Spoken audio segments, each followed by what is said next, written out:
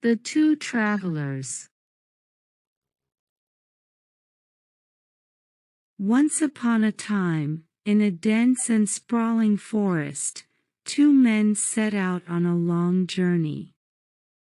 The forest was vast, filled with towering trees, their branches intertwined like a protective canopy over the travelers. The sunlight barely pierced through the thick foliage, casting long, mysterious shadows on the forest floor. The woods were silent except for the occasional chirping of birds, and the rustling of leaves underfoot as the two companions made their way through the undergrowth. These men had traveled together for many days, sharing their food, stories, and companionship along the way. Though they had known each other only for a short while, their journey through the wilderness had made them fast friends. They relied on each other for support, guidance, and, most importantly, trust. They believed that, should danger arise, they would face it together as one. As the two men made their way deeper into the forest, they came upon a narrow path that seemed less traveled. The ground was rough and uneven, with large roots snaking across the path, threatening to trip them if they didn't tread carefully. The air was thick with the scent of damp earth, and the atmosphere was heavy, as if the forest itself was watching them.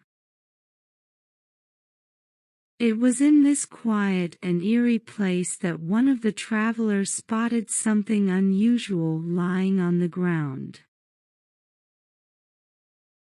Glancing down, the first man noticed the handle of an axe partially buried in the soft earth, its blade glinting faintly in the dim light. His heart leaped with excitement as he bent down and picked it up. "Look here," he called out to his companion, holding up the axe for him to see. "I have found an axe."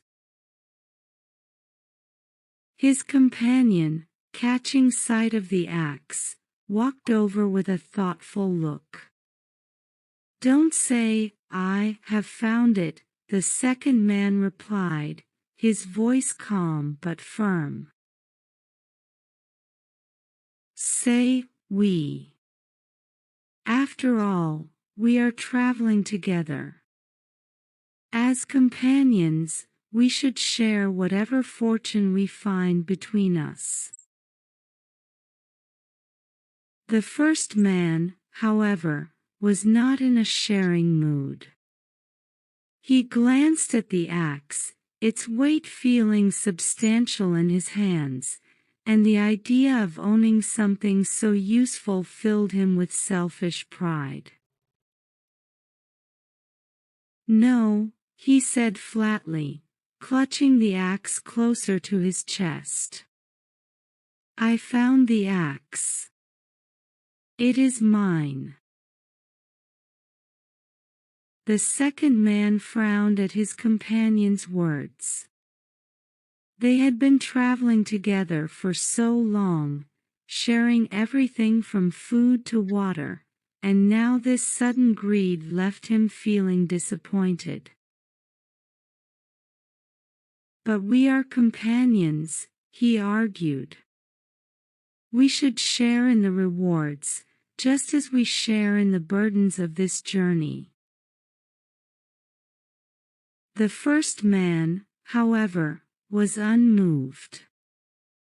His excitement over his newfound treasure clouded his judgment, and he dismissed his companion's words. The second man, sensing that further discussion would be fruitless, sighed in frustration but said nothing more. The second man, sensing that further discussion would be fruitless, sighed in frustration but said nothing more.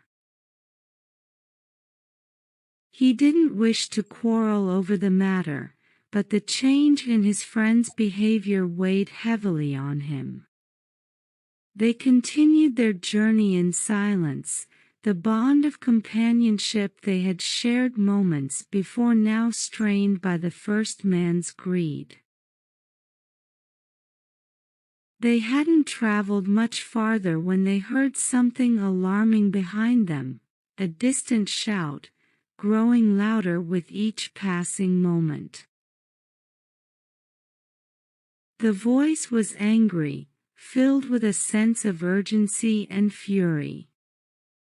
The two men stopped in their tracks and strained their ears, trying to make out what was being said. "Hey! You there," the voice called out. "Stop! Thieves! Return what's mine." The two men looked at each other, their hearts beginning to race as they realized what was happening. The second man quickly turned to the first, who was still holding the axe tightly. "That must be the owner of the axe," he said, panic starting to rise in his voice. "He's coming after us." The first man, who had been so pleased with his discovery moments before, now felt a wave of dread wash over him. He gripped the axe tighter, his palms suddenly sweaty. "We're in for it now," he muttered, his voice trembling with fear. His mind raced as he tried to think of a way to avoid the coming confrontation. The angry shouts were getting closer, and there was no time to hide. But the second man, who had been slighted by his companion's selfishness earlier, remained calm. He turned to the first man with a raised eyebrow and said, "Say, I am in for it, not we. When you thought you had found a prize, you wouldn't let me share it with you. Now that danger is upon us, you cannot expect me to share in that either." The first man's face paled as the truth of his companion's words hit him. He had been greedy, refusing to share the axe when he thought it was something of value. Now that it had brought them into trouble, he was quick to want to share the burden. His selfishness had not only jeopardized his own safety, but had also strained the trust and friendship between them. Just then, the owner of the axe emerged from the trees, his face red with anger. He was a large man, his muscles taut with exertion from running through the forest. He pointed a finger at the first man, his voice booming. "That axe is mine," he bellowed. "You had no right to take it. Hand it over now, or I'll report you both as thieves." The first man, trembling with fear and guilt, held out the axe with shaking hands. I'm sorry," he stammered. "I didn't know it was yours.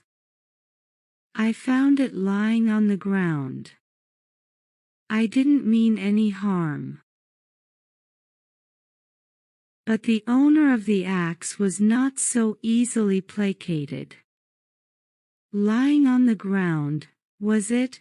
He said with a sneer. And you thought you could just claim it as your own, did you? Without even trying to find out who it belonged to. The first man was speechless, unable to defend himself. He glanced over at his companion, silently pleading for help, but the second man stood firm, his arms crossed. He had warned his friend earlier, but his advice had been ignored. The owner of the axe, still fuming, stepped closer. "I'll give you one chance to make things right," he growled. "Return the axe, and I'll let you go with just a warning. But if you ever try something like this again, I won't be so forgiving." The first man, desperate to avoid further trouble, quickly handed the axe back to its rightful owner. "Thank you," he mumbled, his eyes downcast. "I won't do it again. I'm sorry." The owner of the axe, satisfied for the moment, gave them one final glare before turning and walking back the way he came, muttering angrily under his breath. As the sound of the angry man's footsteps faded into the distance, the two companions stood in silence for a long moment. The first man, his heart still pounding, felt a deep sense of shame wash over him. He had been selfish, and his greed had nearly cost them dearly. Worse still, he had damaged the bond of trust that had been the foundation of their companionship. Turning to his friend, he swallowed hard and spoke in a voice filled with regret. "I'm sorry," he said quietly. "I shouldn't have been so selfish. You were right. We've shared everything on this journey, and I should have shared the axe with you too." The second man, though still hurt by his friend's actions, nodded slowly.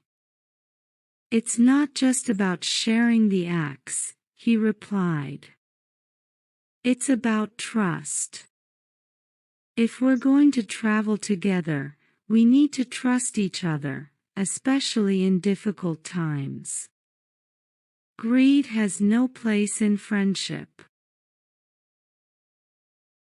The first man nodded, understanding now the depth of his mistake. "You're right," he admitted. "I let my greed get the better of me.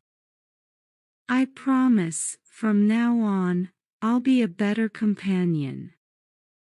I won't let something like this happen again." With that, the two men resumed their journey, the forest once again enveloping them in its quiet embrace. Though the bond between them had been strained, the first man's apology had set the path toward mending their friendship. They continued on, side by side, having learned an important lesson. True companionship is built on trust, and selfishness can quickly turn fortune into misfortune. The story of the two travelers became a cautionary tale, passed down through generations. It served as a reminder that greed and selfishness can blind a person to what truly matters: loyalty, trust, and the importance of sharing both rewards and burdens with those who journey alongside us.